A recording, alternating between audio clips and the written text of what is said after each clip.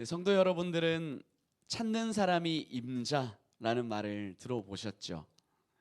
제가 어린 시절 학교에서 지우개나 연필 같은 물건을 잃어버리면 주변에서 친구들이 꼭 하는 말들이 있었습니다.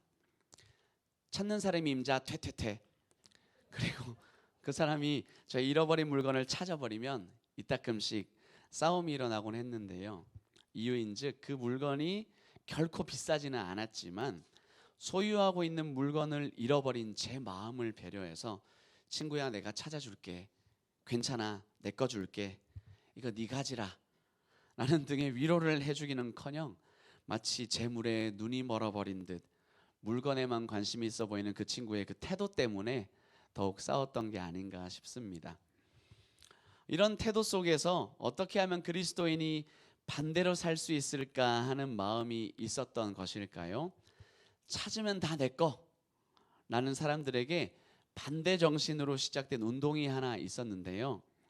저 작은 시골에서 바로 한동 언어코드, 한동의 명예제도라는 게 있었는데요.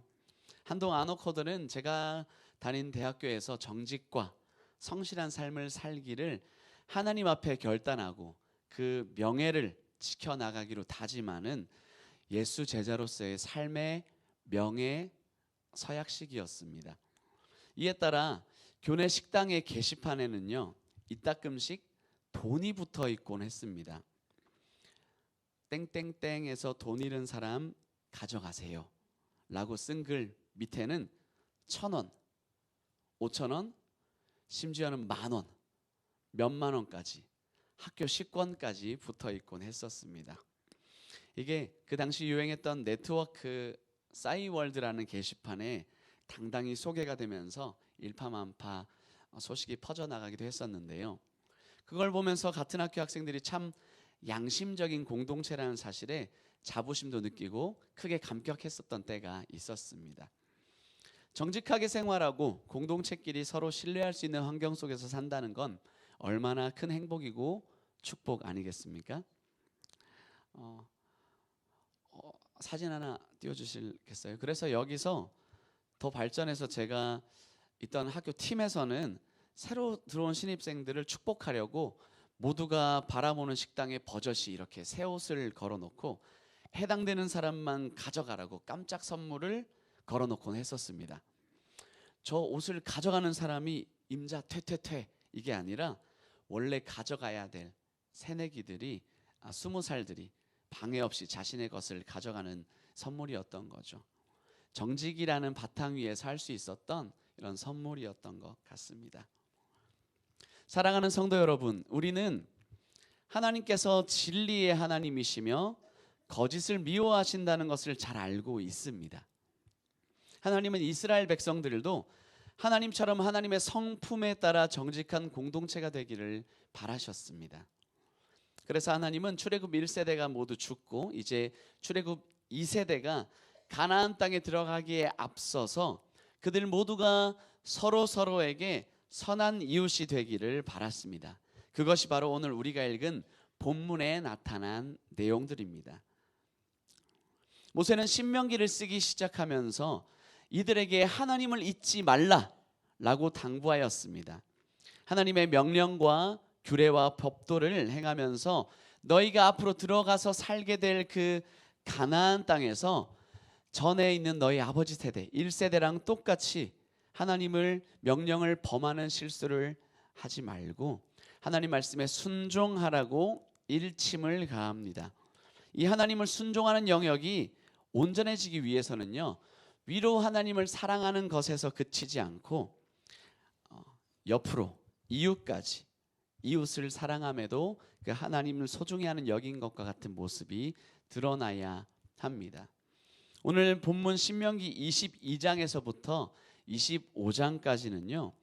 이웃과 함께하는 일상생활 및 행동에 관한 법을 자세하게 하나씩 말해주고 있습니다.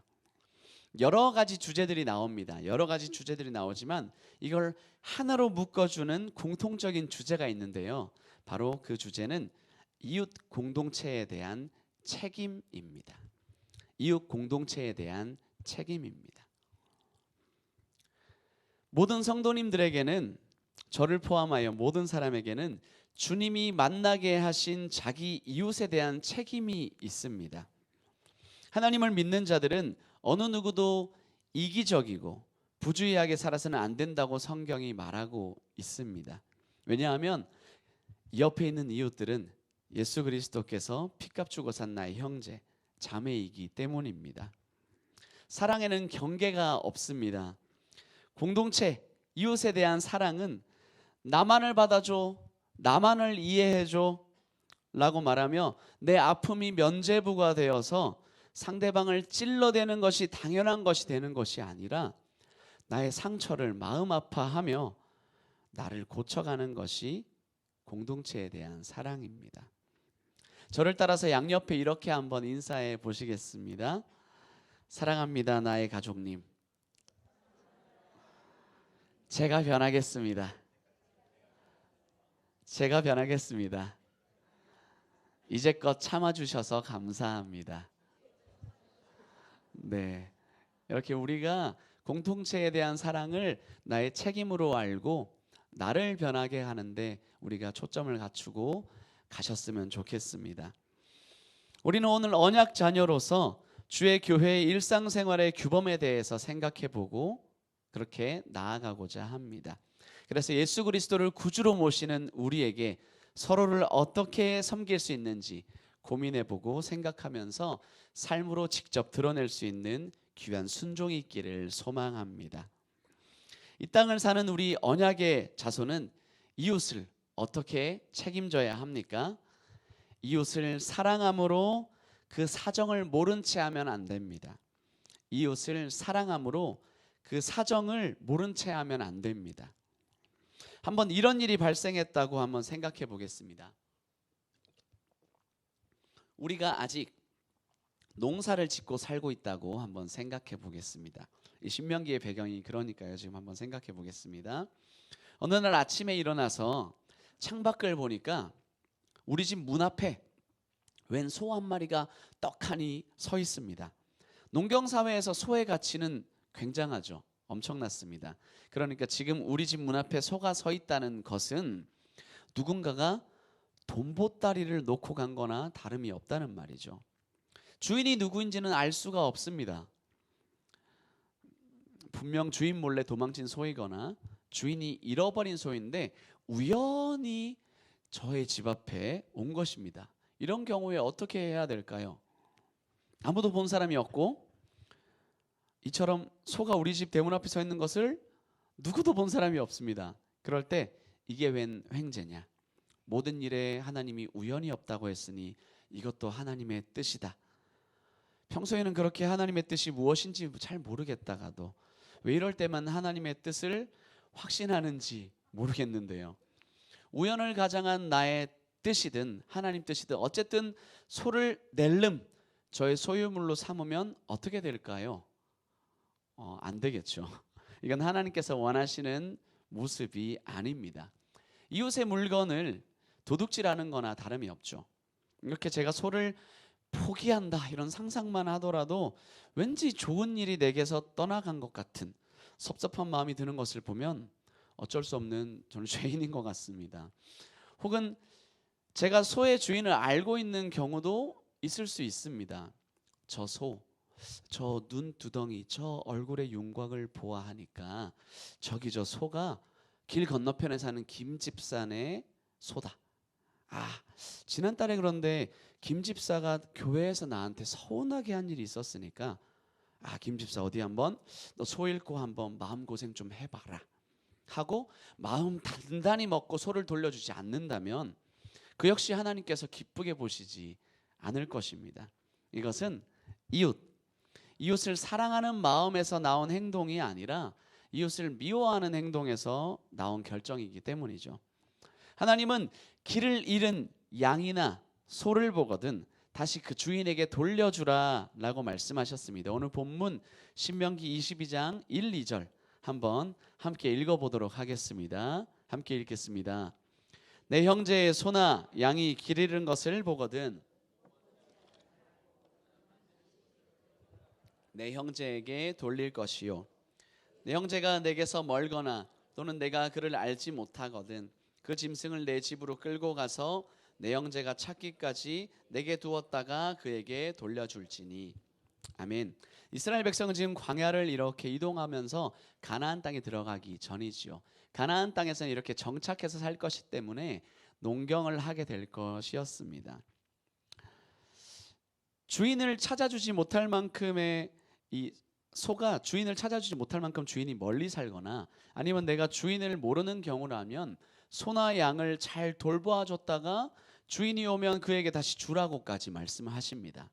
여기서 더 나아가서요 3절 말씀까지 읽어보시면 소나 양뿐만 아니라 낙이나 옷이나 그 무엇이든지 다른 사람이 잃어버린 거는 우리가 몰래 갖거나 못 본 척하지 말고 반드시 그 이웃에게 돌려주라고 말씀하셨습니다.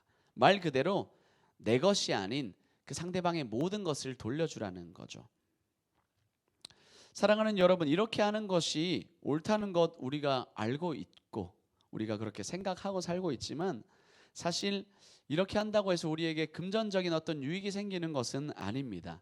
누군가에게 이걸 돌려준다고 했었을 때 내가 확정적으로 보상을 받는다 그러면 모든 사람이 그렇게 다 행하려고 하겠죠. 하지만 그런 일들은 일어나지 않고요. 오히려 남의 소, 양 챙겨줘야 되는 것은 수고롭고 번거롭기까지 합니다. 출애굽기 23장 4절에서 5절에는요. 이 이웃이 어느 이웃까지 포함이 되냐면 원수, 그 원수, 나랑 원수에 있는 관계에 있는 사람의 짐승까지도 내가 우연히 발견하게 되면 돌보아 줘야 된다고 이야기를 합니다. 관계가 좋지 않은 이웃과 나 때문에 그 사람의 소유나 짐승들이 고통받을 이유는 전혀 없다는 거죠. 고래 싸움에 새우등이 터질 수는 없다는 겁니다. 그런데 이 본문의 1절과 4절에 나오는 못 본 채 하지 말라. 그 소나 양이 이웃이 잃어버린 것을 보거든 못 본 채 하지 말라라는 원어의 의미를 좀 살펴보면요. 마음에서 도움을 억제하지 말라. 마음이 도움을 주고자 하는 마음에서 숨지 말라라는 의미가 됩니다. 즉 나의 이웃, 나의 공동체의 일들을 내 일로 생각하고 내가 돕고자 할 때 숨지 말아야 한다는 거죠. 그 마음 뒤로 숨지 말라는 것입니다. 틀림없이 남에게 도움을 주는 일에는요 우리의 시간과 노력, 에너지가 들어갑니다. 또한 이웃의 중요한 물건이나 물품을 내가 찾아준다고 할지언정 개인적으로 아무 유익을 얻지 못할 수도 있습니다. 그럼에도 내게 수고롭고 시간과 노력이 들지라도 그 이웃을 돕는 일 앞에서 주의 자녀는 그 마음 앞에서조차 숨지 말라는 것입니다. 요즘 우리나라 젊은이들 혹은 어른들 중에서도요 길에서 떨어진 지갑을 봐도 잘 손대지 않는다고 해요. 인터넷에 이것을 검색해 보시면 잘 나오는데요. 좋은 마음으로 잃어버린 일을 돕는답시고 내가 지갑을 주워서 가져다 주려고 갖고 다니면 그리고 경찰서에 가져가는 도중에 이게 내가 들고 있었다는 것만으로도 점유물 이탈죄, 내가 도로상에서 점유해서 주인이 없는 것을 갖고 이동했다는 점유물 이탈죄에 걸리게 되는 일들이 있어서 이런 귀찮은 일에 휘말리게 될까 봐 아예 손을 안 댄다고 하는 거죠. 네, 각박한 세상이 됐습니다. 이런 일들은 이웃, 공동체의 개념이 내가 아닌 사람으로 국한이 되었기에 이웃이 나나 내가 아는 사람으로만 한정했었기에 절대 다수의 익명의 사람들은 내 공동체, 내 이웃이 아니다 라고 생각해서 굳이 번거로운 일을 하지 않고 도와줘야 할 상황을 못 본 척하고 지나가게 만든다는 거죠. 이런 현상은요 일반 사람들 뿐만 아니라 그리스도인이라고 하는 사람들에게서도 요즘 종종 보이는 행동입니다. 도덕적 사회적인 일과 악한 일에 대해 냉담한 태도를 보이는 거죠. 마음이 식어버리는 겁니다. 그럼 어떻게 해야 하나요? 돕고자 하는 마음을 놓지 않고 그 방법은 모색하는 것입니다. 시대가 흘러가면서 상황과 환경은 늘 변하죠. 그러니 거기에 맞춰서 해야 하겠지만 이 본질은 변하지 않습니다.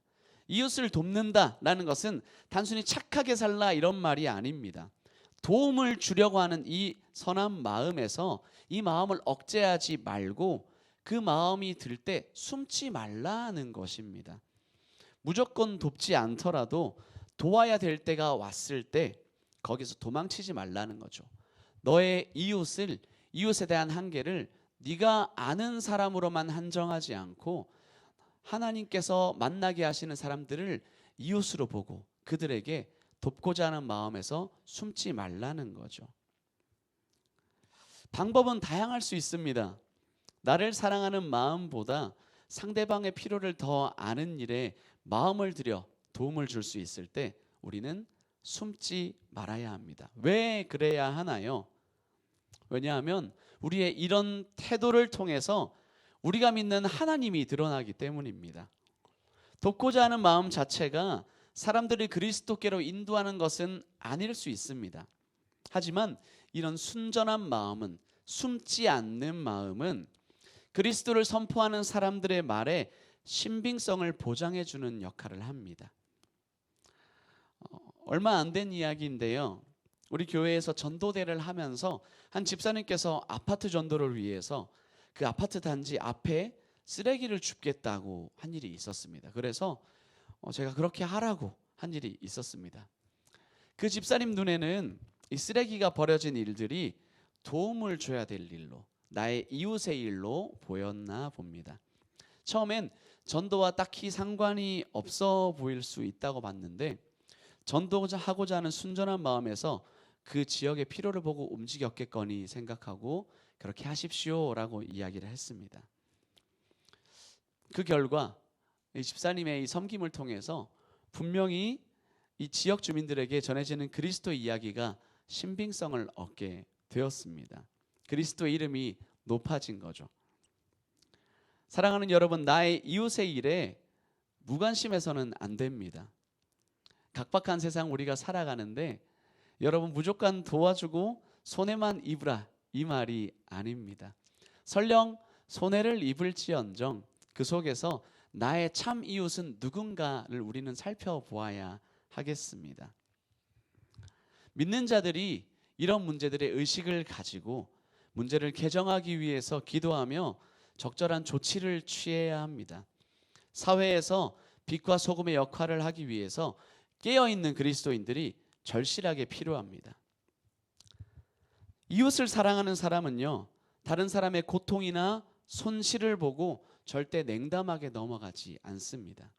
하나님은 그와 같이 정직하게 이웃을 돕는 것이 올바른 것이고 하나님의 백성이 살아갈 삶의 양식임을 이미 이전에 모세를 통해서 가르치셨습니다. 예수 그리스도를 통해 주의 자녀가 된 우리는 주의 말씀을 하나로 여기며 이 말씀을 지켜나갈 수 있습니다. 사랑하는 여러분, 우리 주변의 이웃이 바로 나의 공동체임을 기억하면서 우리에게 서로를 사랑해야 될 책임이 있다는 것을 인정했으면 좋겠습니다. 오늘 당장 예배를 마치고 돌아가시면서 나의 이웃에게, 내가 매일 보는 그 이웃에게 어떤 필요가 있는지 한번 생각해 보시고 실천하는 하루 되었으면 좋겠습니다. 그들의 이야기를 들으시고 다가가 적극적으로 그들의 문제를 볼 때 돕고자 하는 마음이 일면 숨지 마시고 그것이 복음 행진을 해나가는 우리들 말에 신빙성을 올리는 기초가 되는 것을 기억해서 날마다 사랑으로 이웃의 필요를 돕을 수 있는 우리 신강이 되길 소망합니다. 이 땅을 사는 우리 언약의 자손은 이웃을 어떻게 책임져야 합니까? 이웃을 사랑하여 생명을 보호함으로 생명이 하나님께 있음을 드러내야 합니다. 오늘 본문 5절에서 8절까지인데요. 우리 한번 같이 한 목소리로 읽어보도록 하겠습니다. 함께 읽겠습니다. 여자는 남자의 의복을 입지 말 것이요 내 하나님 여호와께 가증한 자이니라.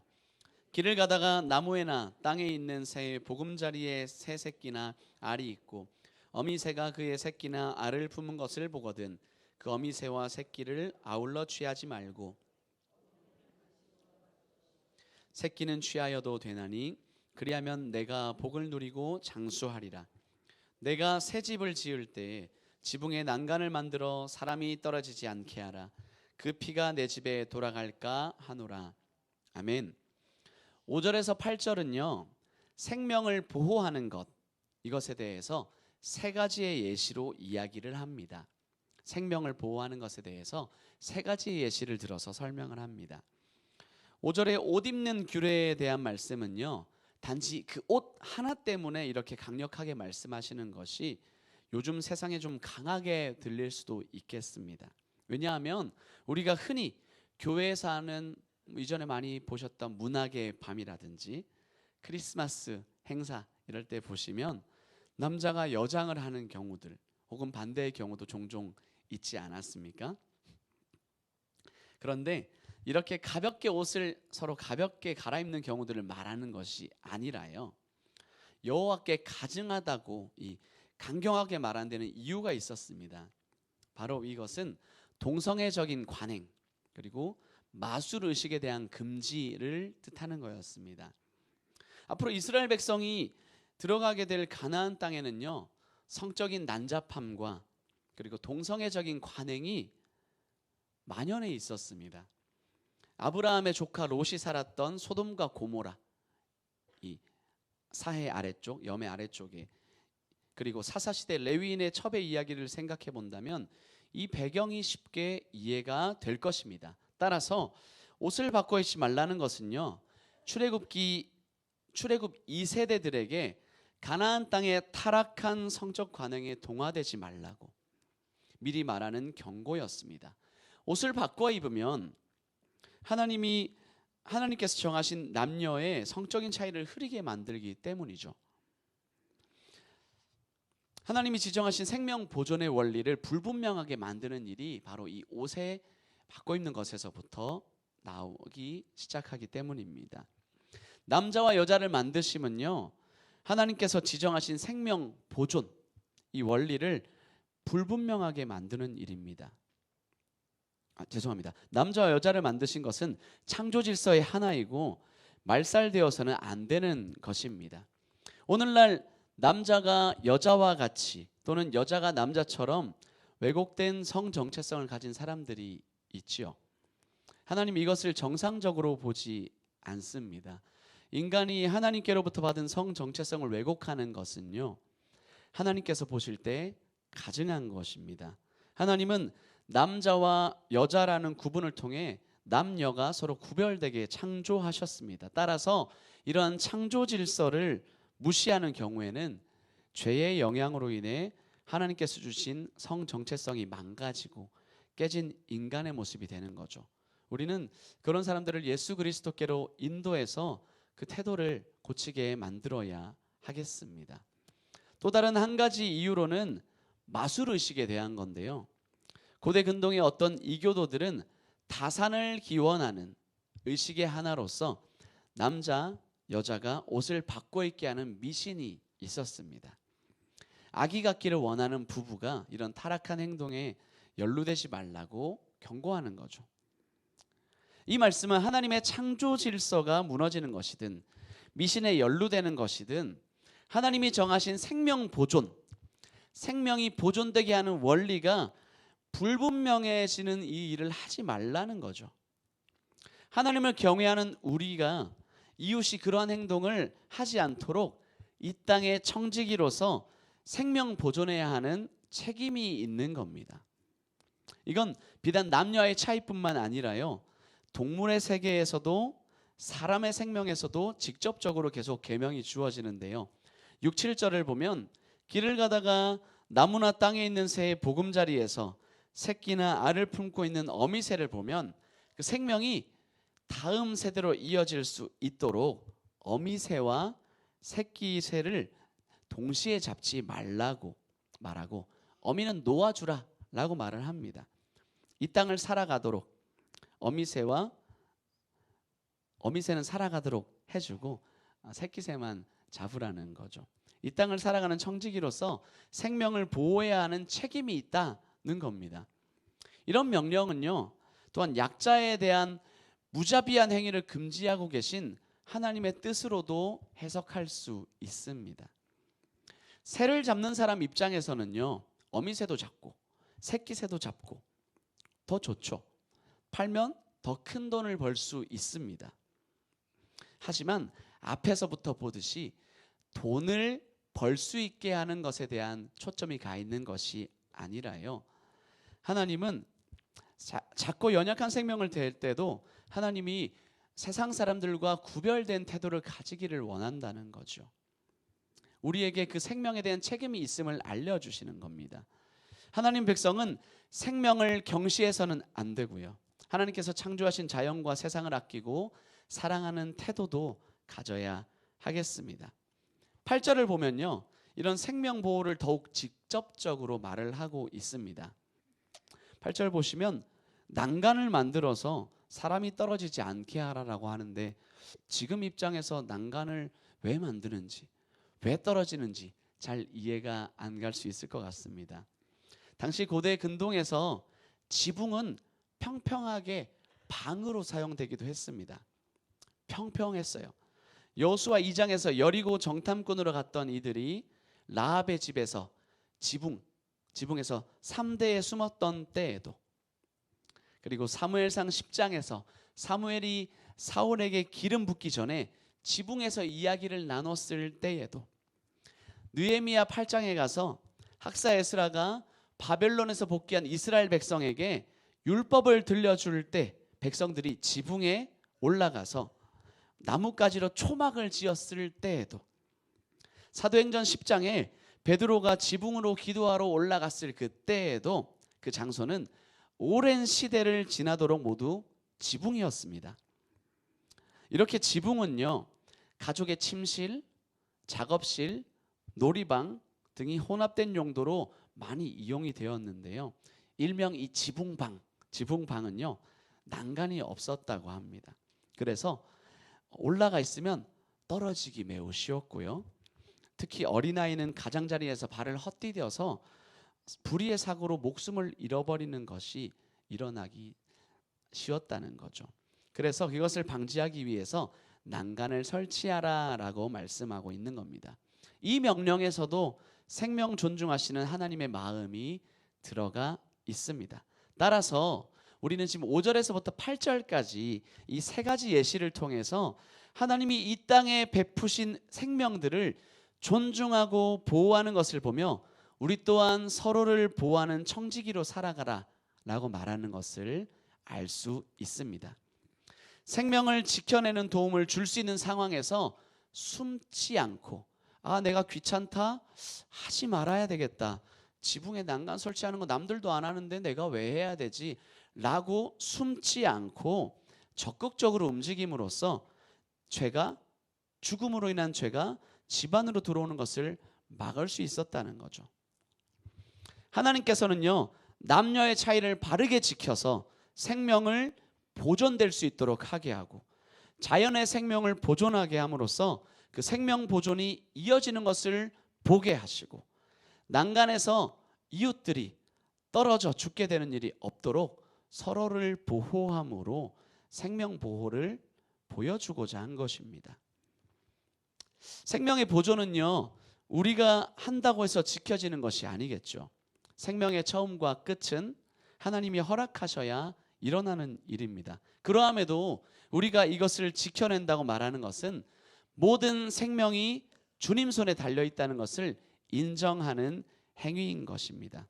하나님의 창조 질서를 인정하며 생명을 존중하고 이웃의 생명을 보호하는 것은 하나님이 나의 생명의 주관자이다, 이것을 우리 모습 속에 드러내는 행동입니다. 적극적으로 우리가 청지기가 되어서 남을 도울 수 있는 이때에 숨지 않고 모른 채 하지 않고 서로의 생명을 보호하면서 드러내는 모든 행위는 하나님이 이 땅의 생명의 주인이다, 이것을 우리의 모습을 통해 드러내는 행위입니다. 사랑하는 성도 여러분, 우리의 남성과 여성의 모습됨이 하나님이 이 모든 생명을 연장하게 하시는 분이심을, 그 주관자임을 드러내는 것으로 우린 살고 있습니까? 이 땅에 썩어져갈 구습을 쫓아가는 나의 모습입니까? 아니면 거룩히 구별된 나의 모습입니까? 수많은 미디어의 영향으로 나의 마음의 중심에서부터 하나님이 우리의 주관자 되심을 드러내고 있지 못한다면 마음을 주님께 드리기를 소망합니다. 내가 생명을 존중하는 태도들이 하나님이 생명의 주관자임을 드러내는 발걸음입니까? 나의 태도는 우리의 이웃에게 신빙성을 주는 태도입니까? 생명을 존중하는 태도는 우리의 말과 행동으로 드러나기 마련입니다. 그런 사람은요, 이웃들의 일에 관심이 있습니다. 그들을 존중하기 때문이죠. 이는 우리의 말과 행동에 신빙성을 불러오고요, 그들에게 우리가 하는 말에 힘을 불어주게 됩니다.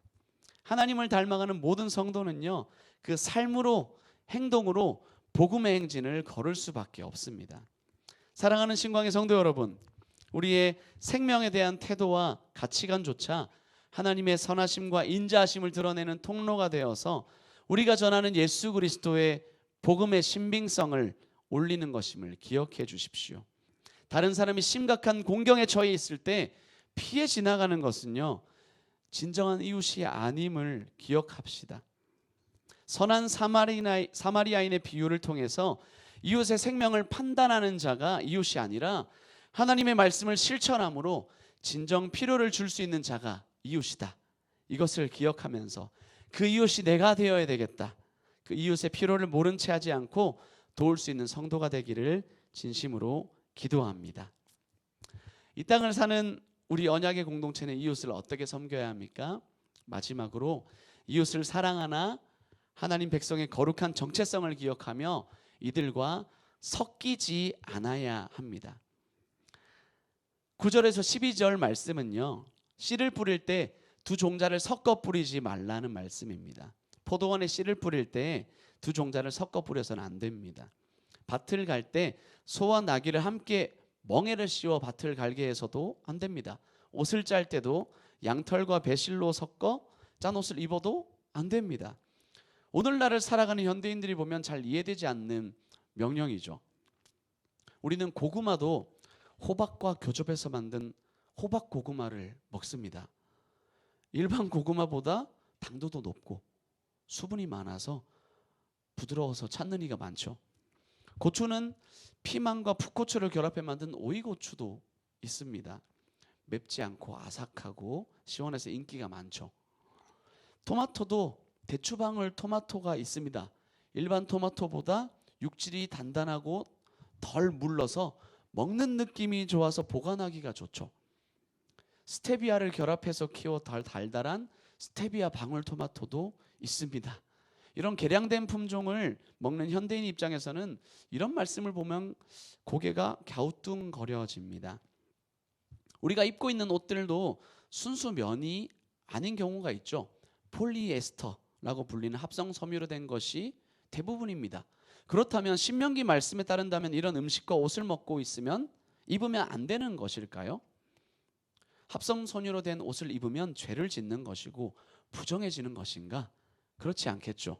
오늘 이 말씀은요, 출애굽 2세대가 가나안 땅에 들어가서 세상의 것과 섞임으로 거룩함을 잃어버리는 삶을 경계하고 그 경계하라는 말씀입니다.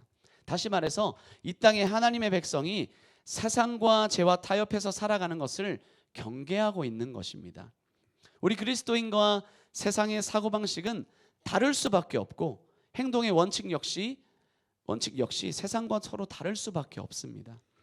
세상이 위를 본다고 하면 우리는 아래를 보고요, 세상이 오른쪽을 보면 우리는 왼쪽을 볼 수밖에 없습니다.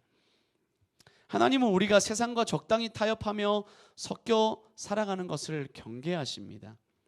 섞이는 것을 경계하시면서 하나님은 우리가 말씀에 순종하며 살아가기를 원하십니다. 그래서 12절에 너희가 입는 겉옷에 내 귀에 술을 만들지니라고 하신 겁니다. 이 술을 단다는 것은요, 민수기 15장 38절에서 41절에는 다음과 같이 이 내용을 이야기하고 있는데요, 한번 화면을 보시고 같이 읽어보도록 하겠습니다. 읽겠습니다.